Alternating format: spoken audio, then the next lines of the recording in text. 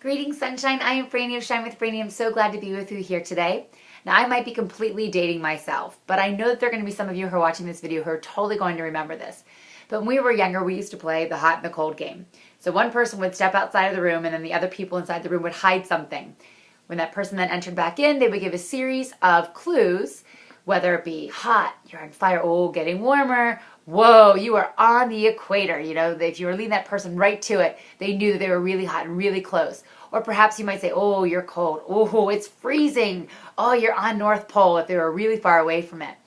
And of course, that was a game that, we would oftentimes play. And I sometimes think about that game and think about how I wish that I had a person to be a verbal thermometer to me, to help me when I'm kind of steering off course. Now, thankfully, in my faith walk, I do have a conscience. And I do have lots of ways in which I hear God speak to me, whether it be through a person or perhaps through a sermon or through a scripture that I read. And I know that God is kind of trying to direct me back on path. But there are some times where I just kind of want to do my own thing. I want to listen to my own, my own self, my own desires. And that is not a good thing, right? And so I know that this past week, I do write actually in my email newsletter, I wrote about this. And so I would encourage you to sign up.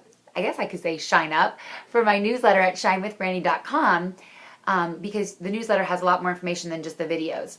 And so this past week, my pastor at church, big shout out to Pastor Joe Coffey, an amazing, brilliant pastor and teacher at Christ Community Chapel in Hudson, Ohio. He talked about the physics term of entropy. So if you think about a cup of coffee or tea and it sits out throughout the day, it's naturally going to get cold. It's going to become room temperature just from sitting there because there's no extra heat or energy being added to it. And so I think about in our own lives how entropy happens.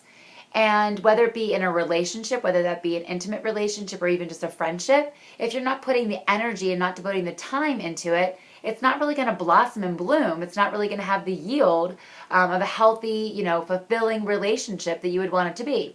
The same thing, in particular with my faith walk. If I don't put the time and energy into growing my relationship with God, into really building that relationship through reading scripture, praying, being surrounded with other believers, then it's really not going to be as strong of a relationship as I need it to be. It's going to kind of cool off a little bit.